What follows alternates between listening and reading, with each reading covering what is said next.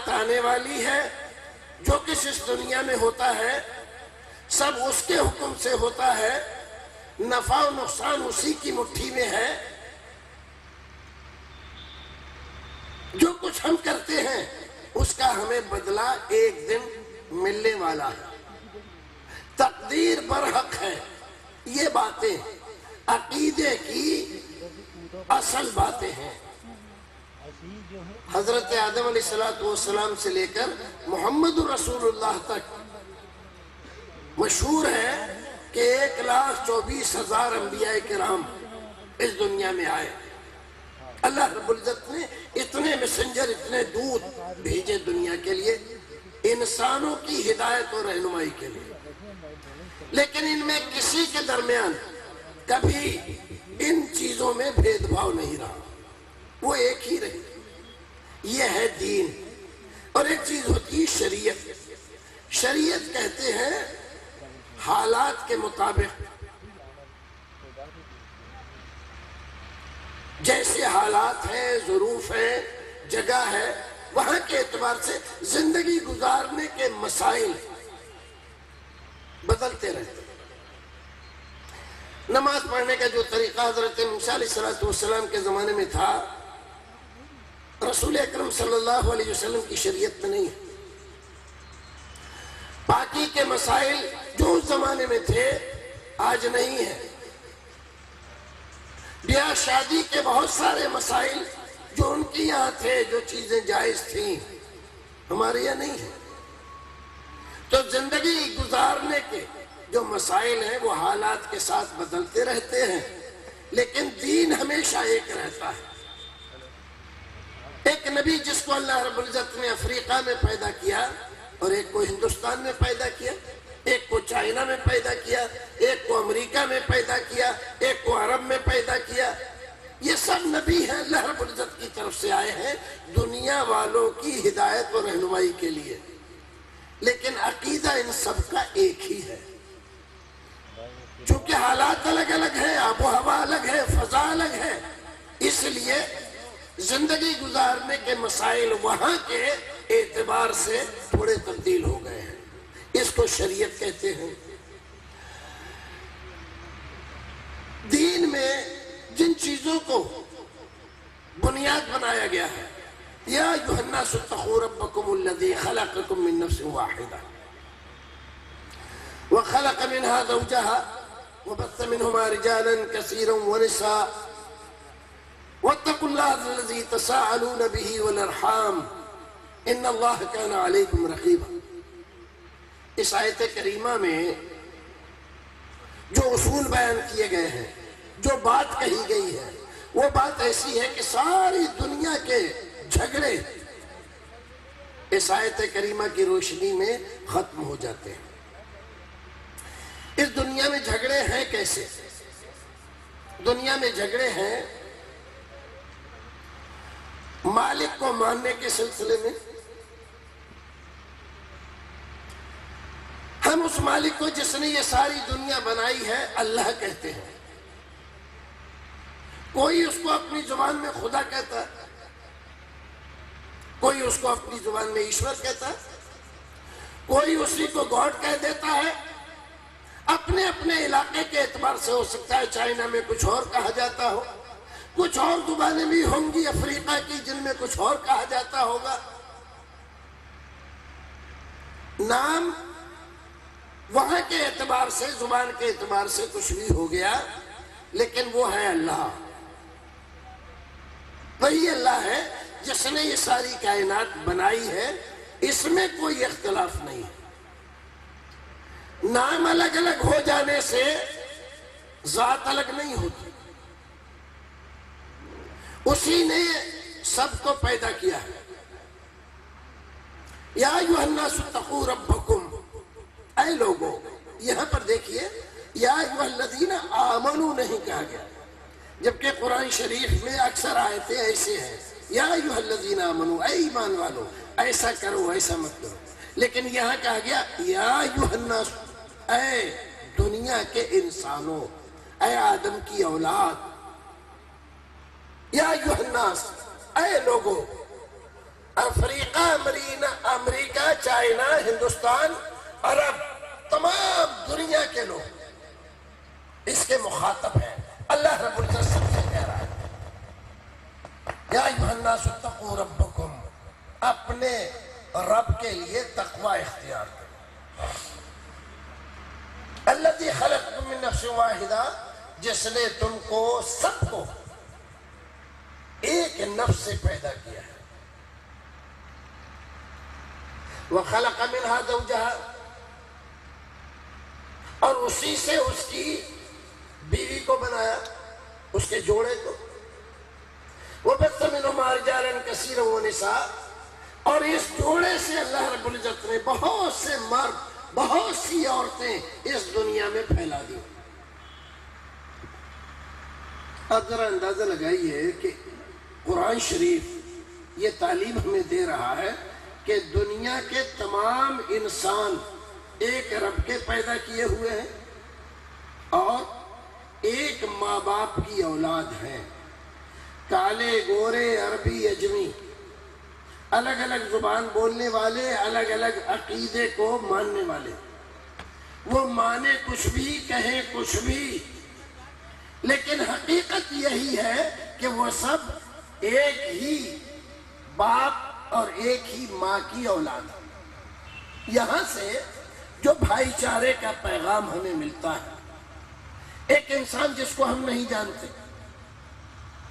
اور اس کی کوئی پہچان نہیں ہے، یا پہچان ہے بھی تو صرف اس بنیاد پر کہ یہ ہمارے دین کو نہیں مانتا، ہمارے مذہب پر نہیں چلتا، یا اس کا نام کچھ اور ہے، یہ الگ علاقے کا رہنے والا ہے، الگ زبان کا بولنے والا ہے، اس بنیاد پر ہم اس سے فرق کریں یا اس کو ظلم و زیادتی کا شکار بنائیں، یہ ہمارے لیے اتنا ہی بڑا پاپ ہے جتنا ہم اپنے ایک بھائی کو مارے پیٹیں اور اس پر ظلم کریں۔ قرآن شریف کی اس آیت کریمہ میں ساری دنیا کو باندھ دیا ہے، تم سب ایک باپ کی اولاد ہو، کوئی فرق نہیں۔ اور جب کوئی فرق نہیں ہے تو ہم سب بھائی بھائی ہیں، بھائی بھائی بن کر رہیں۔ ایک گھر ہوتا ہے، ایک گھر میں ایک باپ کے 2-4 بیٹے ہوتے ہیں، سب کے سوچنے کی صلاحیتیں ایک جیسی نہیں ہوتی، اور نہ سب کی پسند ایک ہوتی ہے، اور نہ سب کا کام ایک ہوتا ہے۔ ہو سکتا ہے کہ سوچنے کی صلاحیتیں الگ ہونے کی وجہ سے، پسند اور ناپسند الگ ہونے کی وجہ سے آپس میں کبھی کبھی تو میں ہو جائے، یہ بھی ہو جاتا ہے، لیکن اس کی وجہ سے ہم نفرت کریں، بھائی کو مٹانا چاہیں، بھائی کو مارے پیٹیں، ظلم و زیادتی کریں، اس کو تباہ و برباد کریں، یہ مورختہ ہے، بے وقوفی ہے، یہ حماقت ہے، اور یہ ہم انسانیت سے گئی ہوئی بات کر رہے ہیں۔ دین انسان کو بانٹتا نہیں ہے، دین انسان کو الگ الگ نہیں کرتا، دین نفرت نہیں سکھاتا، دھرم دشمنیاں نہیں بھڑکاتا۔ دین کا کام ہے سب لوگوں کو اکٹھا کرنا اور اچھی بات بتا کر اچھے ماحول میں زندہ رہنے کے لیے ان کو آمادہ کرنا۔ اور اگر ہم نام دین کا لیں اور نفرتیں پھیلائیں، عداوتیں بھڑکائیں، ایک دوسرے سے الگ رہنے، الگ کرنے کی تعلیم دیں، تبلیغ کریں، تو ہم دین کا کام نہیں کر رہے، بے دینی کا کام کر رہے ہیں۔ ہم دھرم کے پرچارک نہیں ہیں، ادھرمی ہیں۔ ہمیں یہ بالکل حق نہیں ہے کہ ہم نام دین کا لیں اور کام بے دینی کا کریں۔ دین میں ہرگز یہ گنجائش نہیں ہے کہ ہم کسی کے خلاف نفرتیں بھڑکائیں۔ جب ہمارے رسول، ہمارا قرآن، ہمارا اللہ ہمیں یہ بتلاتا ہے تم سب ایک مالک کے پیدا کیے ہوئے، ایک مالک نے تم کو پیدا کیا اور ایک باپ کی سنتان ہو تو تمہیں بھائی بھائی بن کر رہنا چاہیے۔ اب جو اس کے خلاف بات کہتا ہے وہ قرآن کے خلاف بات کہتا ہے، حدیث کے خلاف بات کہتا ہے، دین کے خلاف بات کہتا ہے۔ یہ الگ بات ہے کہ کوئی آدمی ہمارا دل دکھائے تو بدلے میں ہم بھی تیار ہو جائے اس کا دل دکھانے کے لیے، لیکن شریعت اسلامیہ اس کی اجازت نہیں دیتی، بلکہ یہ کہتی ہے صبر کرو، صبر سے کام لو، صبر کرو گے تو تمہارے لیے اس میں ایک اتنا بڑا فائدہ ہوگا کہ تم نے کبھی سوچا بھی نہیں ہوگا۔ قرآن شریف کی ایک آیت کریمہ سنیں، اللہ تعالیٰ فرماتا ہے وَلَا تَسْتَوِي السَّيِّئَةُ وَلَا تَسْتَوِي الْحَسَنَةُ وَلَا السَّيِّئَةُ، لوگوں کبھی بھی اچھائی اور برائی برابر نہیں ہو سکتے۔ ادفع باللتی ہی احسن، اگر نادانی سے کوئی تمہارے ساتھ غلط ویوہار کرے تو تم اس کو بھلے طریقے سے دفع کرو۔ اس نے برائی کی ہے، آپ کے ساتھ ظلم کیا ہے، آپ کا دل دکھایا ہے، لیکن آپ ویسے ہی نہ بن جاؤ، پھر آپ میں اور اس میں کوئی فرق نہ رہ جائے گا۔